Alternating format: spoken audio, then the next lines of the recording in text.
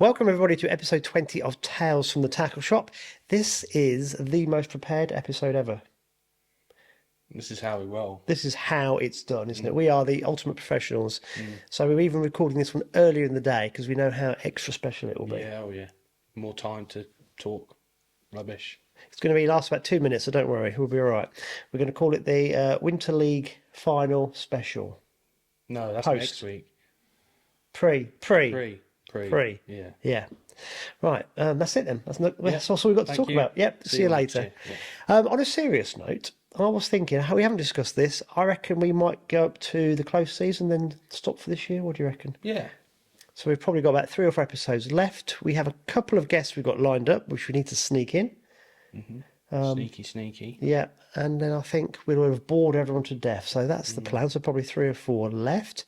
And of course, next Saturday is the Winter League final. It is indeed. So there's been lots of teams practicing. Lots of teams, mate, yeah. Have you boys been out?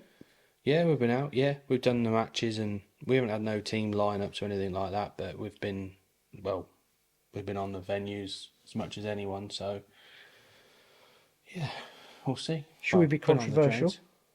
What? Do you think some teams should start on minus points? What, Barnsley? Yeah, definitely. Well, not because they're good, but because Yeah, it's the only way we're going to win, isn't the it? teams that have been practicing with keep nets. To be fair, that It's my can of worms, and I've just yeah, you opened it. just gone like that, and Yeah. To be fair, there was perhaps one team that didn't realise, and the next day they didn't use keep nets. But other than that, from what I've seen, the teams that have been sort of around the shop and that I know of haven't used keep nets. But it's one of them, innit?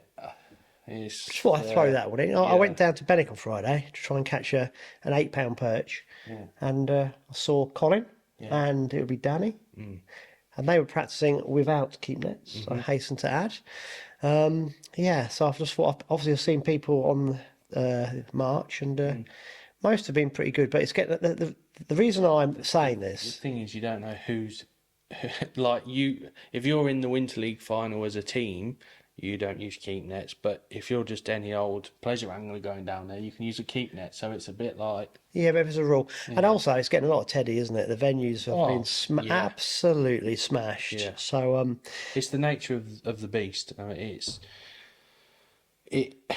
mean, last year it made an absolutely massive impact to the venues. Yeah. This year it's made an impact, but there's still plenty of fish for people to catch. Yeah. There's loads. However, if you put things on social media with keep nets when you shouldn't be using keep nets, and you are certain teams, then you are, I'm afraid, opening yourselves up for a little bit of a attack's too much of a strong word, but you know what I'm saying. So come on guys, if you're practicing, just don't use a keep net. It's not rocket science. It's not going to actually help to use a keep net for the last few days. I'm just thinking of the fish because it's great that there's lots of anglers down, but the pressure on the water is immense, particularly as there's been a lot of matches on them already. Yeah, and it goes back to what we were saying last week. It would make sense to have the final earlier on in the year. The fishing would be better for one. It would be nice to have the final earlier on in the year, but the problem is there's winter leagues and other things going on, and I think at the minute that sort of time of year is where it's got that place in the match calendar. Yeah, I can see that. Yeah, it's just because even though I have no interest in match fishing at all these days, I'm actually quite intrigued what's going to happen next Saturday. And the one thing that makes it uninteresting for me is the commercial, because I know it's going to be so peggy. Well, both venues will be peggy. I mean, you can look at the boards from this Sunday, particularly if you draw certain ends of your sections, unless you have some, unless you fish unbelievable and you get a bit of luck and the fish have moved or whatever, it's going to be peggy. I mean, Sunday I had £19.6, must try harder. My section, if you looked at the 15 pegs, what it'll be on Saturday, I'd have beat 3 people in the 15.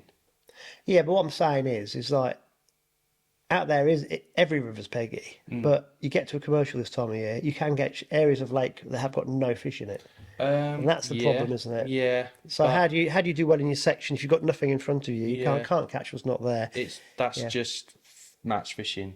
Yeah, but I don't know. There's lots of pros and cons, aren't there, for it all? So I'm just playing devil's advocate really, because I'll be interested to see what happens out here in at Benwick, because I can see the skill in that. But if some really good anglers are drawn on pegs that got no fish in a decoy, it's not decoy's fault. It's just the time of year. Yeah. It's going to be. It makes it a little bit of a lottery, doesn't it? Yeah. But it'd be good. We'll come back to this. Winter bingo. Yeah, we'll come back to this in a bit. First of all, I'd like to thank Abby for her fish and chips last week. Yeah. The dog enjoyed them.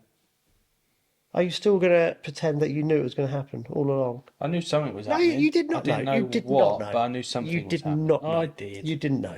Didn't want to spoil it for you, you know. I saw several of your compatriots yesterday out there when they were weighing in, and everybody had the same opinion. You did not know it was coming, and they loved it. Oh, I bet they would. Yeah. I bet they would. Don't you worry. What goes around comes around. I did have a weigh board in my hand for a little while, Right, okay. and a certain Adrian Stokes did get chip shopped. Yeah. And in position, I didn't write his position He's already had the T-shirt. as he told me yesterday. Yeah. But actually, I didn't write down his position. I just wrote T-shirt down instead. So even if he doesn't get one this week, I thought I'd mention him. Yeah. And I actually got a nice photograph of him for Cheesy, which I'll drop in here as well. So yeah, that was quite good fun speaking to him. Willsmore. What, Simon Willsmore? who was pegged next to him, and they were both in hepatitis corner. Yeah. Yeah, when I saw that, I thought, man, they're either going to empty it or catch nothing, because that's one of those places, isn't it? The stack in there. Or Virgin pegs. do you want to hear a little story? So I saw Cheesy, and he went, "Wow, there's a load of blood up there." Oh, I've seen it. I walked So- on the river today. It's everywhere. Well, I didn't.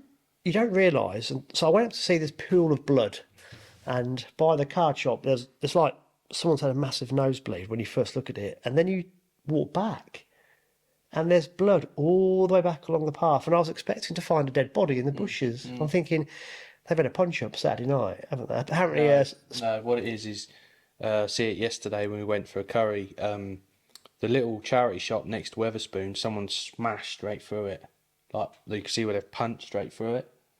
The wind, obviously, it's just like, and the blood starts there, and you can follow it. It goes all the way down the high street, over the town bridge, along opposite where Willsmore was, Siwai, along all the way up to the health centre bridge, and then it just disappears.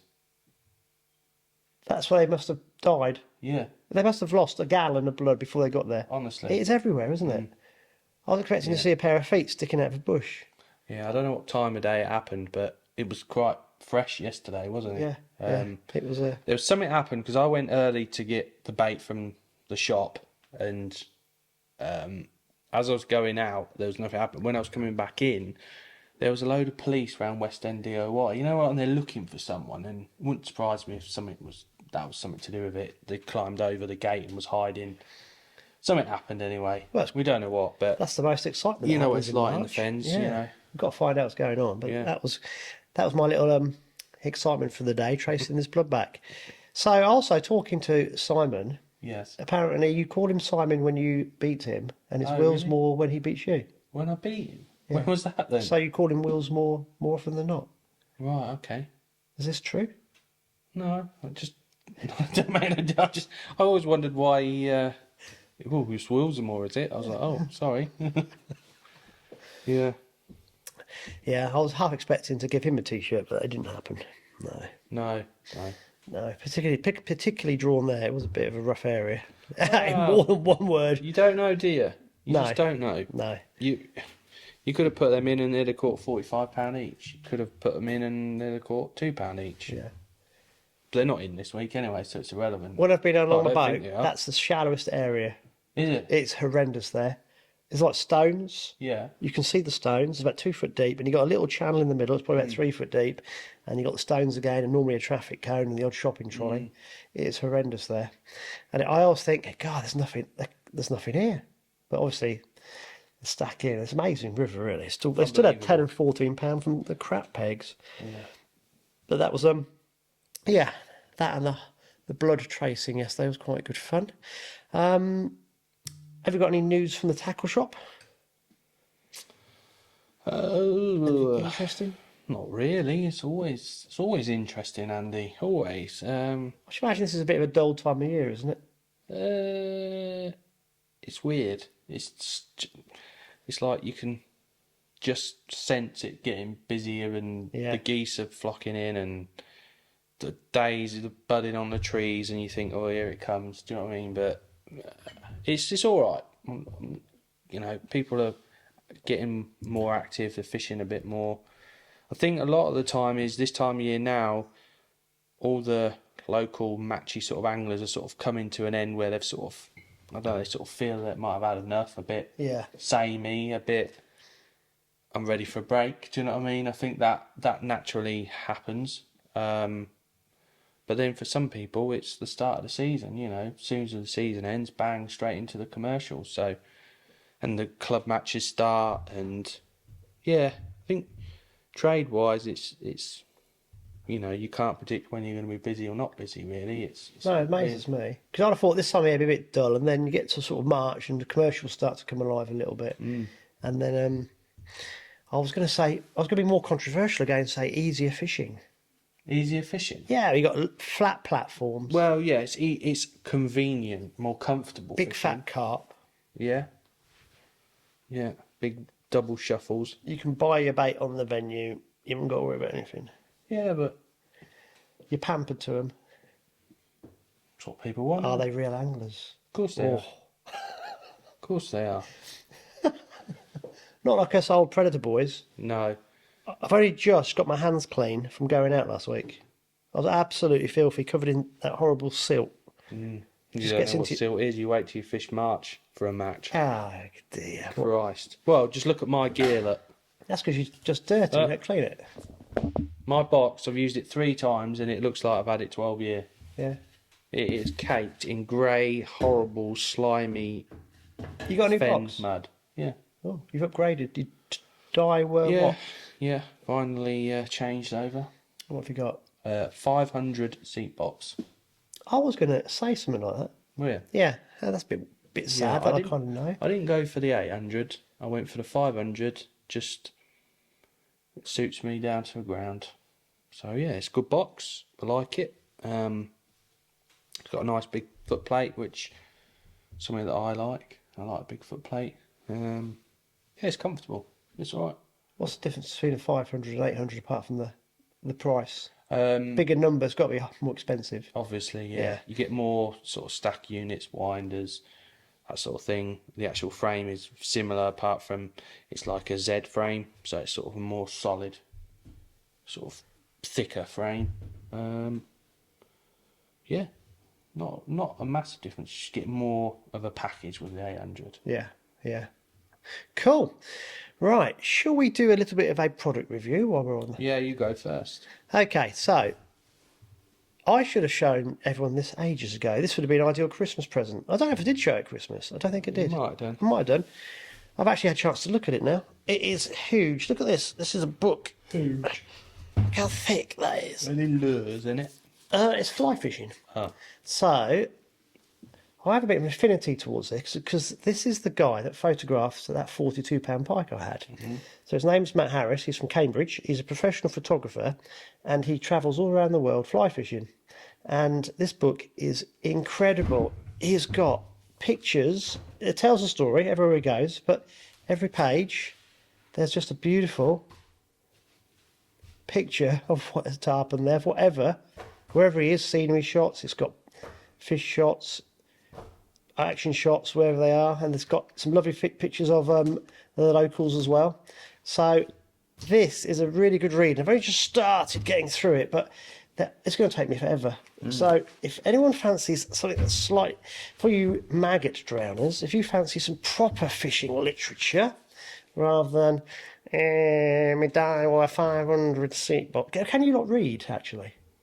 Can we read? Yeah, that's a point. What do you need to read for? Or do you just like There's a few that can't count, I know that. Not mention any names but John Taylor. So this might be for the discerning angler, not your average match angler, because obviously it involves a An bit of angler reading. who's got shitloads of money to spend on Yeah, fly fishing holidays. It's quite an expensive book, but I mean it's fantastic. So if I think that's a Phone fishing. completely different type of fishing book. So Fish of a Lifetime, Matt Harris. I don't. I might, if I remember, I'll put a link in the description. But if you want to actually just Google it, Matt Harris, Fish of a Lifetime. I don't know how many copies he has left because I should imagine the more discerning fly anglers would have snapped it up, whereas you match anglers probably would rather have an extra 3 pints of big red maggot. Yeah, so that is my offering for this week. Oh, good. Thank you. So you can see the calibre of presenter here. You're going to show me some dirty butts. Well, this is used and abused. Some abused dirty butts. So, on the way over, I thought, what can I have a bit of a tried and tested talk about? So I've had these about 8 years, these. So they're new this year? Yeah. The whole point of this... Yeah. So I've had this about 8 years. They're available. Dara are out of stock of them at the minute, but I've got a lot coming back into stock. So if you do want one, just let me know. Oh look, it's Stan from Matrix Image. Look. Do you want to put my speakerphone? No. So let me just clarify. So I was talking to Sid yesterday, and at some point in the conversation, I called him Stan. But someone's not in their good books. And he went, Sid. And I went, oh yeah. Sorry, Stan. So Alex has just been messaging. He's been messaging him before we started, so he's just phoned him back. Yeah, so these are FEXs. So these are designed to go in the ends of your section. This one's a 7/8, so that goes in your number 8 section. This one goes in number 7. So they're nice and light, absolutely solid. So if you've got little bony elbows like Simon Godfrey, you're not going to put your elbow through your pole sections. They're also good if you're fishing for skimmers, or so say you put your bait in one spot and you just want to fish a little bit past it, you can just put one of these on so you're not fishing bang over your bait. They're brilliant on the drains. I mean, I've had these special nose cones fitted. They don't come with the nose cones. You buy these from Pole Protector. Darren James, I had these specially made for me. They're a solid plastic. I don't know if you can see in the camera there. That'll be out of focus. Oh, sorry. No, because it's focused on it. I tell him every week. Just right. here. Just there. Preferably the other end. That end? That end, yeah. There's one either end. So basically they protect it on the end. Plus, it's got only a very small hole there. So if I'm shipping back through the brambles and mud and clay and shit, you're not getting crap stuck up them. And I can just literally not have to worry about putting a clean bung in, which you do with the ones, obviously, normal ones. These are constantly fitted. The ghost wants to have a look at these. So these are constantly fitted. So if you are fishing different lengths, you can just leave them down by the side of your box, slip them on, away you go. Say you go into the next section down, turn it that way, put them on, and away you go. They're just nice because I like to have my elbow on this, and I like to, where the join is, I like to just rest. So basically, So I know I'm in exactly the same spot. Yeah, in my head, these, because when you got your rig set up where you're just your normal pole, you're kind of reaching a fraction. You just want an extra bit of. Yeah, it's just that little. It just protects your sections. Yeah. Because obviously you're not got your elbow on them. This is more solid. You can. It's just more comfortable. Oh, I see. So even extra protection. I'll tell you where I've seen you and Simon Willsmore using them when you were both fishing for skimmers on the lakes. Yeah. So you used it on Rook. Yeah. And he used this on Lake John. And it was literally like you said, after baiting up and then putting the rig either just in front or just behind. So what? A lot of the time you'll put your bait in exactly where you want it, put this on, and then catch the wary ones that are just sitting off the back of your bait. Or if you're loose feeding with a catapult and you think, I think I'm just going to try and catch a little bit bigger fish, and you just flick your rig just that little bit more where you've been flicking your rig in the same spot all day. What's that little rest that you use when it's windy as well? spaz bar. So does it help sticking this like here between Yeah, the legs? again, yeah. Yeah. You can sit on it. You've It's got your another spaz bar on. Yeah, there's lots of advantage to this. When they first come out, I was a bit, but they are absolutely perfect. Especially like these, if you want to get just in the right depth of water, you can put one on. Or What do they retail at? so I think they're around £100. Yeah. But they're worth every penny. Well, it saves the sections as well. It does. Yeah. Yeah. Never clean them. Don't need to clean them. But yeah, if you do want these cones, which they don't come with them, I had these specially made. So Darren might, if you've got like a different maker pole and you've got some dolly butts like these, he might be able to do the same for you. So Nice. What's his name again? Darren James, pole protector. Pole protector. Yeah. I've heard you mention that to customers before. Yeah. Yeah. Yeah. Nice one. I like that. Yeah. And then the other thing is a nice clean pole sock. Pole socks are pole socks. I probably all ground bait just gone on your floor there. Well, you got it over the table. Or mud or thorns or something. Basically, it's pole sock's a pole sock. I like this one. It's double. It's small. It's not in the way. You ain't got a massive, great big one. It's nice material. Don't damage your pole. Will you stop doing that? Look, you got it on the table again. Look. Sorry, Sid's ringing the other phone now. So Stan. yeah, Wally with a brolly. So yeah, nothing special. It's just a nice, neat pole sock. Not in your face. Why do you like that one? Well, I just said because it's nice and neat. Don't get in the way. You're not listening. Hey. Would some people though prefer one that's a bit bigger because when you're shipping back, you just want something that you know the pole's going to go into, or are you that precise? You just place it in there every time. Yeah. Yeah. Right. You can go for a big one, but I like it small. Everyone's different, aren't they? I prefer it small, compact, so you ain't got when you're shipping back, it's not in the way or whatever. So yeah. That's I my can see products for review today. Nice. So yeah, dirty poles and fly fishing book. I think that tells everybody everything they need. That's why we say lures and you say lures. Lure. Lures. Lure. Yeah. Yeah. Right. What do you want to talk about next? What do you want to talk about? I was going to get a guest on who was a non-angler, Right. and we were going to talk about well-being, Right. which we'll save that for another day, because I think the average angler could do well to listen to this. Because actually, when I was walking back to Sid's car, I said to him, "Why do you go fishing?" He goes, "Because I love it." I said, but why do you go fishing? Because we all love it. I know, but what's that inner feeling? Yeah. But we will. That's what we do, isn't it? Bit of homework for everybody. Have a little think about this. Yeah. Everybody will go for a slightly different reason. I spoke to someone the other day actually, and he fishes our complex every week pretty much, and he's a lovely chap, and he says, "Do you know what?" He said, "I've work, whatever going on." He said, "I come here on a Saturday, have my breakfast, hopefully catch a few fish." He said, "When I'm driving home, that's the best I feel all week." He said, "I don't know why, that's the best I feel all week. It's because you've had fresh air, you've just literally, your mind just switches off." Well, it does with me. 5 hours is like that. It's gone. You don't worry about anything in the world other than your fishing for 5-6 hours or whatever. Okay, let's touch on this then. Yeah. So, because my health has not been good Right. for the last 3 or 4, and I've always been healthy. Yeah. Last 3 or 4 years, I'm trying to get healthy again. I've started to.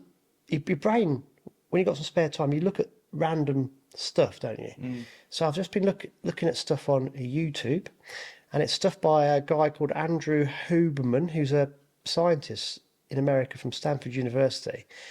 And sunlight in your eyes is a big thing first thing in the morning. Really? Yeah, massive. If you think of anglers, right? Yeah. So when you get up, it's very important to try and get sunlight, direct sunlight, not so you're blinding yourself, but for about an hour in your eyes every day. If you think about the human body, when, not now, but 20, 40, 80, 100, 200, 1,000 years ago, that's what we did. Everybody was up and about, weren't they? It's only now in modern society where we're very much enclosed. But it's a big thing, and I'm thinking that'd be one of the reasons that anglers go fishing. It's to get out, and it's to get that. It releases all the chemicals in the brain that help with all sorts of things with feeling of well-being. I won't go into the science of it, but there's lots of things about getting up early, sunlight, and it changes your mood for the day. But it does other things. We have a clock, a body clock, and it helps regulate your body clock for waking up and sleeping, which we have lots of little clocks in our body for all the organs and things, and it helps regulate them all. And I'm thinking, wow, if we dig into this, we won't do it now, but there's lots of reasons why people go fishing, and everyone's reason will all add together into a big package. I mean, what I was going to ask you about the competition side, do you find you prefer to competition fish because you like the competition, or is it just the fishing? I think for me, the fishing is about the whole day. The competition side of it is obviously the be all and end all, but, just the whole day talking to people, it's part and parcel, and going back to the pub afterwards, whether you've caught a shed full or blank. Do you know what I mean? You go back afterwards, and to me, that's what fishing's all about. So the whole day. It's the activity, but also the socialising. 100%, yeah. So again, I was just helped cheese you with the weighing in yesterday, and then I saw the anglers that I've only met this year. So it was Sid, Danny, Fishers for Browning. He was there. Dan Abbott, yeah. Dan Abbott. What's his name? Epicenter. Murray. Tom Moretti. Having a nice chat with him. And the more you meet people, they're very friendly, lovely guys, aren't they? And I thought to myself, do you know what? This is a really good social side. Massive. And one of them, they come back to the pub. I said, no, I'm going to sort some stuff out. And it's like they're very accepting of new people as well, because they don't know me. And so Sid and Tom, are Matrix, aren't they? Danny's Browning, and it's like different teams, doesn't matter. Yeah. I was having a chat with Ray as well, Ray Malley. So it doesn't even matter what team you're in. It's just lots of them are very engaging people. And I was thinking, this is really good. There's a need for this, isn't there? The social side, but also the healthy and well-being side of getting out, going fishing. Hence the guy that fishes every Saturday at Rookery. So his whole meaning to go will be to get out of the house. Maybe this sunlight's having an effect on him, he doesn't realise, but he's doing an activity that he really enjoys. And sometimes you can go and not catch anything and still enjoy it. Oh, yeah. Can't you? So it's I think it'd be quite interesting to ask 10 anglers why they like it. And when they say, because I love it, you go, no, you can't say that. That's not your answer. Why do you love it? Do you know what I mean? And I bet you there's 10 different reasons, and they all add together, and it will start to build up a whole picture. So it's really interesting, I think, why people go fishing, and they have to go. Yeah, it's an addiction. Yeah. 100%. And for me, I fuel people's habits. I do, selling fishing gear. But for me, I think also the hunter side, hunter gatherer. Yeah, it's like playing chess, but a moving chessboard that you can't see. Isn't But it? for me, the fascination is going down the fen drain and actually trying to catch a fish, a pike to start off with, say, or a zander, and working out where they are. So it's actually hunting them. Mm-hmm. So I don't mind blanking, because to me, it's like, okay, I can discount that area for the short term. Let me try something else. So I'm trying to put pieces of a jigsaw puzzle together. Like I was saying earlier, every day's a learning day. Yeah. If you're not fishing, you're learning, aren't you? Watching. Yeah, but I wonder how much of that is from our 1,000 years ago, 2,000 years ago, 5,000 years ago, where, again, we're up, sunlight, the whole thing, going out, hunting, gathering. It's all interesting stuff. And just a thought that's popped into my head, it would be quite interesting to throw this at the antis, wouldn't it? As in, no, hold on, you're stopping people from actually being human beings by trying to reduce the activities that we do. So, I think it's a massive topic, too big for a podcast, and something that we just stumbled across here. But I was going to have a guest on who is a non-fisherman. Are you bored of me talking to you? No, I'm just seeing how many times Sid's rung me. We may cover this topic a little bit before we finish the season, or we may not. We may come back to it in season 5. Right, have you got many match results? There's a few, yeah. There's obviously there was a Saturday and a Sunday match this week for the Winter League. Ramsey, Explain what happened. Okay, go do the small matches local first. clubs. Yeah. So Ramsey Wednesday and Sunday, as per normal. Ramsey St Mary's. Wednesday, Multi won it with 16.9. Mark, the bus conductor, Williams, 12.12. And Dave Steele's £9 Same names. Yes, yeah. Then Sunday, Malk Plant, Richard Scratcher, £11.12. It's all the midweek practicing he's been doing. Unbelievable for a 5-pegger. Then runner-up was Benjamin Button, £10.7. And then Ashley King was third. So, well done, Ashley. He's been doing well lately. He beat a certain Matt Page off the next peg. Absolutely doubled him. I've not heard from the Just saying. All right. from the weaker part of North London. Matt Page, never heard of him, like. No, gone quiet now, hasn't he? Yeah. And then Saturday, the Whittlesea lads went to Cockbank. Yeah, bit of a change of Did venue. they get lost en route? Must have been all the roadworks around Whittlesea. Probably is why they went there. So match winner was 118 John Taylor, back from his New Zealand tour. I was going to say, I've not seen pictures of fish. I think No, you'll see one every day now for the next 12 weeks. He managed to win it with 514, 550 million fish for 514. Runner-up was Arthur with £5.6, which included a bream. And Paul Wright, £3.10. So, not bad weights, really, for Cockbank this time of year. Yeah, it's interesting. And the chip shop went to Mark Barron. Oh, the organiser chip shop. Finally got it. That's a bit awkward. Do the results at the end? Today's chip shop winner was me. Yeah. And then moving on to the Winter League practices. So Saturday. Oh, do you want me to do Spilsby first? Yeah, do Spilsby. Yeah, so Chris Hodson has sent me in the results, actually from last Wednesday, the 15th of Feb. The 7 of them fished again at Salem Bridge on the free stretch. Good weights again. First was Dave Ashmore with £13.4. Second was Don Green, £10.12. And he also had a £10 pike on a light worm brig. Oh. I'll tell you who's good at catching pike and worms. Who? Willsmore. Simon? Yeah. I've got a little video that I haven't released. A little short of him bagging pike. He's an Arsenal fan as well, isn't he? Well, yeah. That's his only redeeming feature, really, I suppose, isn't it? Yeah. Third on peg 7 was Ian Brodie with £10.3. The result for 5th round of the Winter League on Sunday, 23 fished, which was a great turnout. First was Nathan Watson with 14.6. All on bread, apparently. What, all 23 of them? I see a cat shot of these perch and tench, all on bread he put. Second was Mixed Tamp with 10.11, and third was Kev Wilson with £8.1. So it was the penultimate round of the Winter League.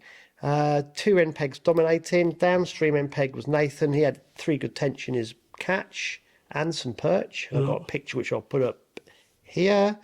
And Mick had 200 or so small roach for his net. And Kev included another tench. I think Chris has got a thing about like you have, an affliction for tench. Ruin a good match, don't you? The final round is next Sunday, the 26th. So, Chris, thanks for sending those in.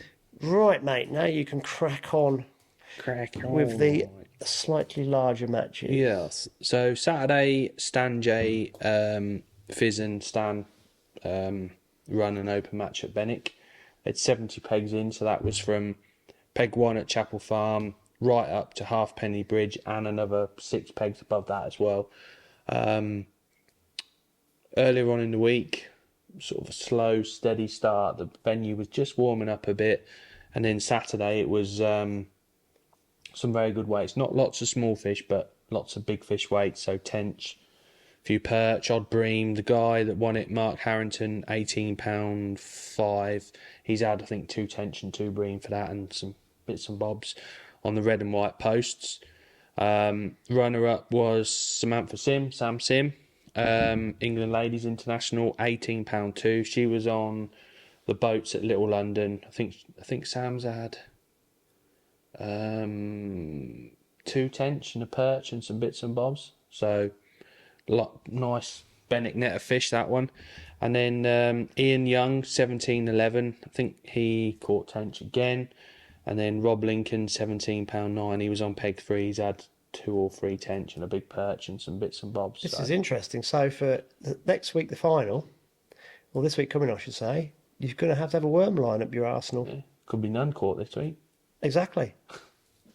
That is literally how it goes. Yeah, but you've got to go for it, haven't you? Yeah. So yeah, well done for Stan and Fizz for organising those matches. And then Sunday was the March and District teams match. And there was 100 pegs. So 5 maximum from each team. Yes, yeah, that's what they did. Obviously, not everyone could get in, but that's what Bob sort of allocated. Overall winner was Ben McGrath, £45 free from Mist Underwater, mainly rudd and a few skimmers, I think. Lovely days fishing that. And then runner-up, or equal runners-up, was Ian Young again and Stuart Bird with £39 dead. So Ian Young's had a good weekend. John Gore was third with £38.10. James Npeg Draculic, £38.7. Where was he? Npeg next to the bypass. Oh, he's right next to the bridge. Yeah. And then Lee Kerry was last in the frame with £36.12, which was skimmers. Yeah. And a few rudd. The weights were phenomenal, really, for this time of year. I think this time last year, £16 or £19 might have won the whole match. Yeah, they've stacked in again, haven't they? Yeah, different fish though. Different fish. There wasn't as many roach caught yesterday. They're there though. They are. I think they're at that funny time of year where They won't move yet, mate. no, they're there, but maybe they're just thinking about maybe moving. If you think of the water temperatures, it's got to change a lot for them to move. Yeah. Because also the rudd spawn along here. So the rudd spawn along here, the roach are going to spawn somewhere similar. Yeah. Yeah. I think it's daylight hours. I do. Daylight hours and water temperature. Because I went along with Cheesy, and some of these nets of fish, these roach were pristine. I saw a roach up to £0.75 pound, Yeah. and they looked like they hadn't been in keep nets before. So that's why bigger fish tend to dominate the fish movements, Yeah. don't they? Yeah. So I just think maybe that other fish have got in on the act, and the smaller roach were bullied out of the way. But they're still there. I'm convinced of it. I think the lowest 5 peg section winning weight was £14, just under 15. Exactly. Amazing, isn't it? Yeah. It's incredible. It's absolutely full of fish. Yeah. See what happens next year with what rumours and bits and bobs I've heard, but hopefully next year will be just as good. So Well, go on, elaborate. there's been rumours that they're dredging it next year. What, the town section? Yes. So I don't know the ins and outs of it all. You know, it's like it might be a load of rubbish, but It does need a good clean out. they were meant to be. Basically, there's a big barge coming that sucks all the rubbish out and then transfers it to another barge behind it that takes it wherever, and then they disperse it. They were meant to be going through around about now, taking all the metal and all the rubbish out, so all the bikes and things like that, but they haven't done that. I think they're waiting for the Winter League final to do that. And then apparently October time is when they're going to start sucking the life out of it. So I don't know about that one. I'm not sure. Not a bit. It is getting choked. Yeah, Isn't it? I'm worried about that. I'm worried about the fishing. Yeah, but with all these drains, because the old Bedford was regularly dredged, so was North Level, and they were brilliant. Yeah. Because Well, the way I look at it, right, is if they make it 5 foot deeper, that's another extra 5 foot of fish that can get in there, isn't it? they're still going to stack in. There might even be more coming. Yeah. Yeah. And also all that, because there's so much human waste in there, tampons, dog There's all poo sorts of bags, rubbish. so much rusty iron, and I think it's a good thing, because there's got to be a limit of how much that water can hold of basically It's crap. a shame they shouldn't do. They should do Benwick as well, really, because that's so silty. It's a Yeah, joke. they're gonna, because the water's got to run off, isn't it? Yeah. At the end of the day, these are drains. I think it's a good thing. I think because the fish also, it's when they do like long stretches of drains, it tends to push the fish down in front of the dredger, and what you do is you get concentration of predators and prey fish. But once the dredger's finished, they scoot back up. Maybe it'll stop the old. You don't know. We don't know. We don't know, no, but I think it's a good thing because also you find the year after is really good, then the year after is really good. Whereas at the minute, because like joking apart where AD and Simon were, there's no depth. And I think a boat try to be polite and go to the left as it went past them and got grounded. At the end of the day, it's a navigable river, so the boats going up and down actually help the fishing. Not at that moment in time, but actually keeping that channel clear. It's interesting, Yeah. isn't it? Yeah, we'll see. Who knows? I'm not right. I think it's a good idea. Like North Level needs dredging. Old Bedford needs dredging. They all do. They all do. Yeah. Benwick needs dredging, like you said. That is so. Ramsey Narrows. Oh my God, that's so silted up. Yeah. That used to be about 8 or 9 foot, and it was brilliant fishing. And then each year, it's about 3.5 foot deep now, all the way across. And you think, that's all silt. There's like 6 foot of silt in there. And also, actually, when they get to a certain depth of shallowness, then the silt concentration must get more exaggerated because there's less flow. As it's just got more and more clogged up, it must actually hold more silt every year as more sediments being pushed down. And also, I suppose, because we haven't had the rain, have we? So all that sediment's just dropping to the bottom even more. Don't know. Leaf sediment, isn't Yeah, yeah, and all that leaf litter and everything. Who knows? There's one thing I haven't mentioned, the Chip Shop Award. No, you haven't. So, so we don't get this opportunity with these such good anglers fishing this the venue, and the award this week goes to a certain feeder flinger. I've known Will quite a while. He's been the Preston rep for a long, long while. He's no longer a rep. He's a full-time dad and full-time angler, I think. So this week's chip shopping is for Will Freeman. He had, I think, £17 one side and £17 the other, and he had £10. So that's a proper chip shopping. So fish and chips for Will. Will you get a T-shirt to him? Yeah, yes. Who won it last week? I forgot. Jeff told me. I got a picture. Have you? Name and shame. Yeah. Glad we didn't miss that one. Yeah. Brilliant. So we got Jeff Tuttleby as well. Perfect. Yeah. Cool. Right, mate. That was beautiful. 40. Just one other thing. March and District AA very kindly donated £200 from the pegging fees towards Grandad's Meningitis Now charity that he's got for the funeral. So thank you very much to Bob and March and District AA, which was very nice of him to do that. Cool. Yeah, very, very nice of him. Well, that was great, wasn't it? Good. That's a nice gesture. Lovely, yeah. Yeah. And he'll be sorely missed, obviously. He will, definitely, Yeah. Right, buddy. Anything else that you'd like to add? No, just hope the weather holds up. Talk of a bit of a cold night Friday night. That might change a few things, but who knows? Good luck to everyone fishing in the final. I'm sure both venues will fish very well.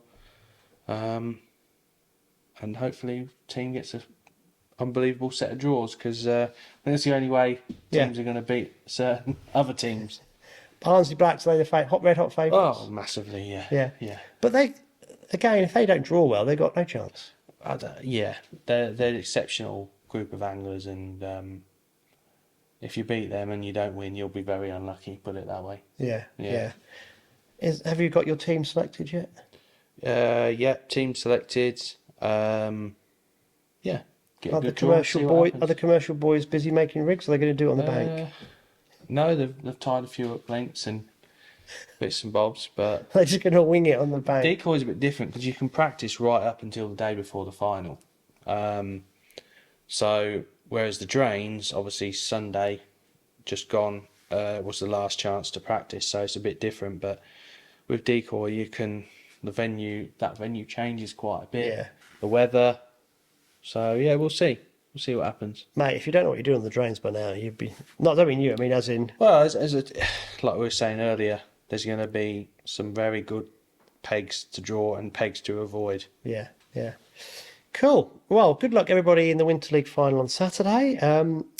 Next week we will find out what happens, and I think we probably might as well devote the whole thing to it really and just have the story of the day. Analyse it all, yeah. Yeah, so good luck to Daiwa Tackle and Work out Baits. how many points Barnsley have won it by. Well, I was going to say good luck also to Matrix Image Yeah, and Hot Browning Rods. Hot Rods, Yeah, because they are three local teams, and yeah. it would be nice if one of them came first, if not in the top three. So, yeah, Yeah. we'll keep an eye on things and see what happens.